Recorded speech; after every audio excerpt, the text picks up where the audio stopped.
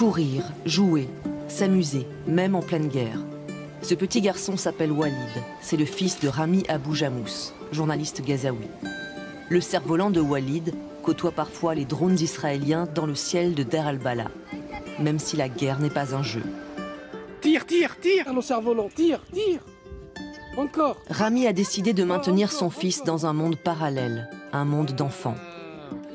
T'as vu, papa, ça a bombardé. Il y en a pas.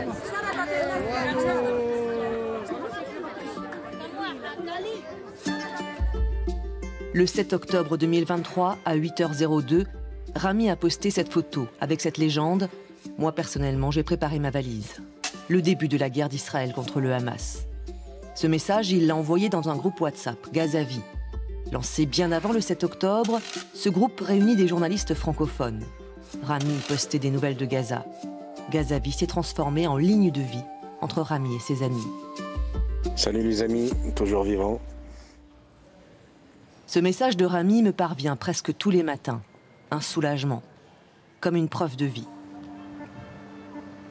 Rami, je l'ai rencontré en 2022, lors de notre dernier repas ensemble, dans un fameux restaurant de poissons de Gazaville.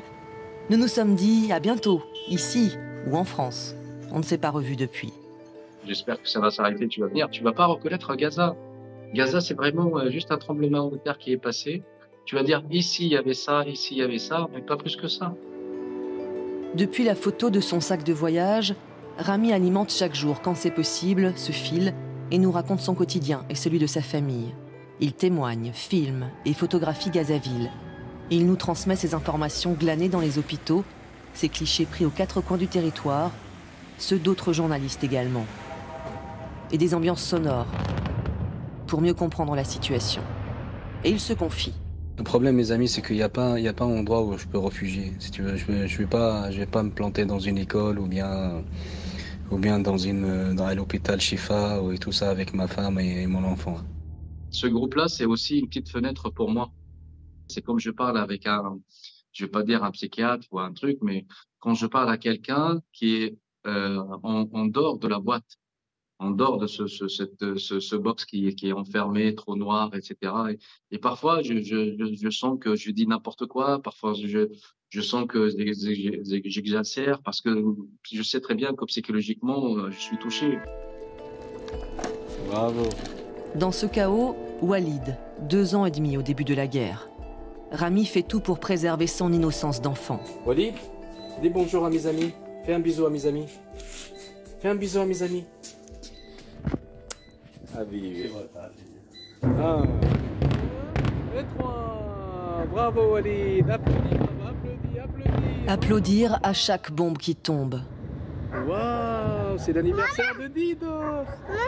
Yalla, 1, 2. La guerre comme un jeu pour Walid. Rami fait en sorte que son fils reste dans son monde. Applaudis, applaudis papa, applaudis. Bravo Dido. Et dans ce monde, bravo. les explosions, ce sont des feux d'artifice pour célébrer un anniversaire. T'es fort. J'essaie de le protéger psychologiquement, c'est plus important pour moi. J'essaie qu'il va grandir et tout ce qui se passe autour de lui, j'ai essayé dès le premier jour de lui expliquer, c'est du cinéma, c'est du cirque. Début novembre, les bombardements sont de plus en plus proches.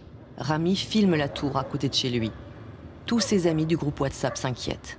Mais Rami nous dit qu'il veut rester à Gazaville, avec Saba, sa femme, qui elle aussi joue le jeu de la vie normale, pour rendre supportable l'insupportable.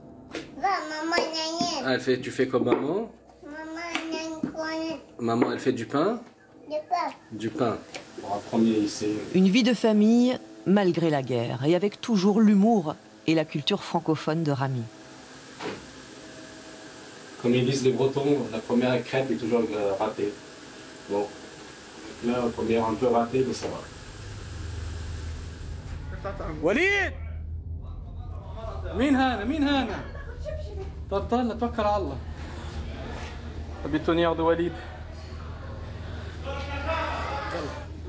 بابا حبيبي je suis là بابا تخافش بابا je suis là تعال خليك تخافيش D'habitude, je m'exprime pas, je garde tout ce que je sens pour moi-même.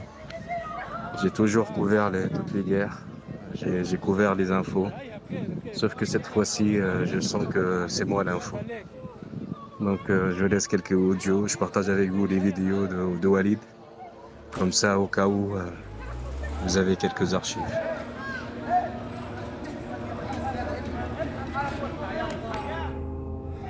Regardez ce qui s'est passé. Walid, il dormait ici.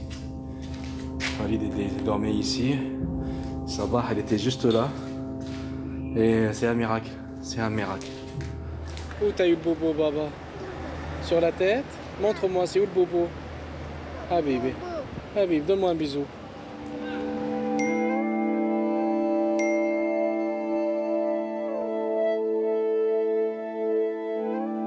Suite à ce message, pendant 2 jours, le fil Gazavi est resté muet.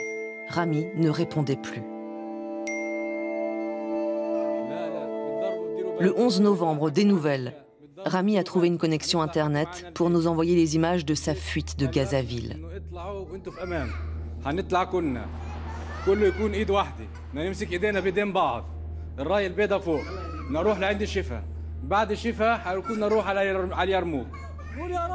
Nous tous, derrière nos écrans, nous vivons a posteriori cette fuite avec Rami et les siens. Baba, hey, Habibi. On est arrivé. C'est l'hôpital. C'est l'hôpital, Baba. On est arrivé. Regardez les morts. Même pas une morgue. Regardez.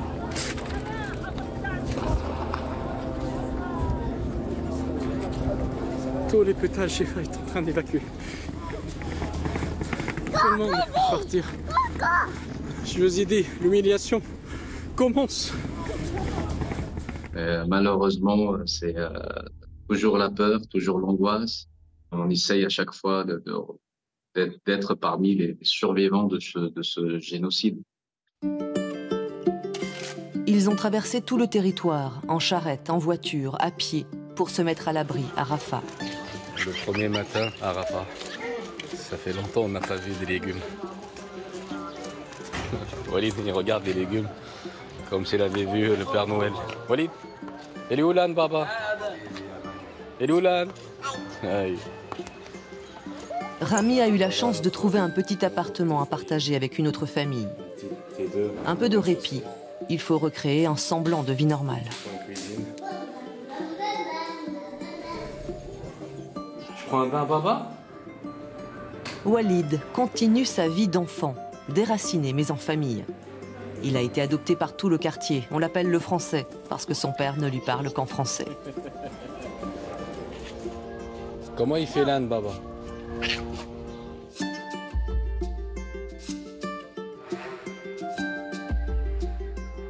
Bonjour les amis, toujours vivant. Des tracts ce matin sur la ville de Rafah, l'ouest de la ville de Rafah. Et c'est écrit, si vous voulez votre sécurité et celle de votre famille et garantir un meilleur avenir, n'hésitez pas à nous fournir des informations sur les otages ou bien les kidnappeurs. Aujourd'hui, c'était une journée un peu dure. Walid a beaucoup applaudi aujourd'hui, beaucoup applaudi. Et il a applaudi trop fort aussi, ça a bombardé trop fort.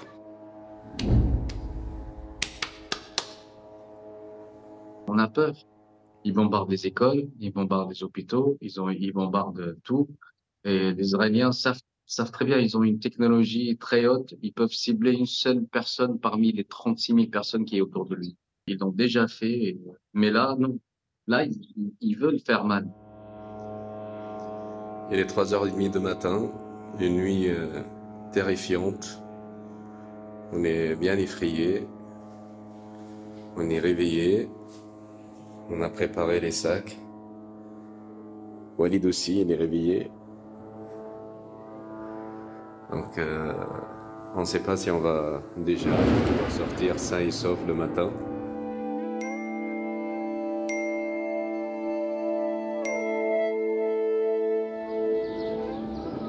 Il a filmé ses adieux à ses amis et voisins de Rafah. 6 mois après la fuite de Gazaville, Rami et les siens fuient à nouveau.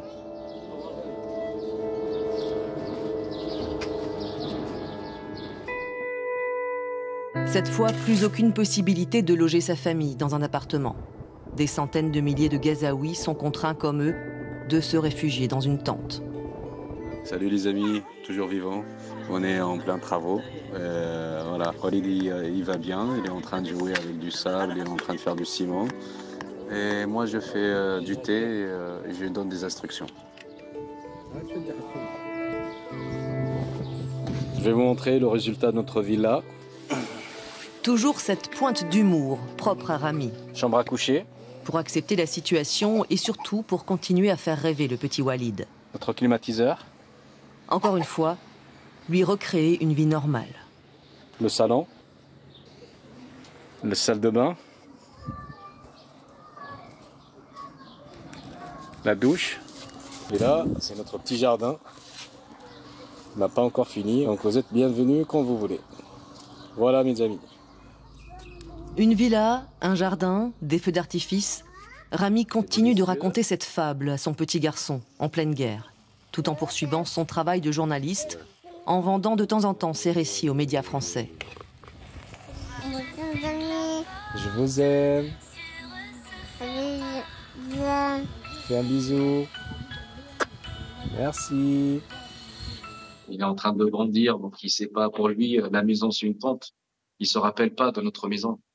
Il se rappelle, je lui montre les vidéos, bien sa maman, il lui montre les vidéos de chez nous, regarde, c'est ta chambre, c'est des jouets, etc., comment on vivait. La guerre est toujours là et se rapproche. Les ordres d'évacuation continuent d'être distribués par l'armée israélienne. Quartier par quartier, les habitants doivent partir. Aujourd'hui, j'ai une bonne nouvelle à vous annoncer. Sabah est enceinte. Après tout ce génocide, ces massacres, etc., la vie va continuer et que beaucoup des fleurs, c'est-à-dire les enfants, il y en a beaucoup qui se sont fanés, qui sont partis se reposer en paix. Il y aura d'autres fleurs qui vont naître et voilà, c'est notre façon de résister. Si c'est un garçon, on va l'appeler Ramzi. Et si c'est une fille, on va l'appeler Laïla. Les bonnes et les mauvaises nouvelles tombent sans prévenir.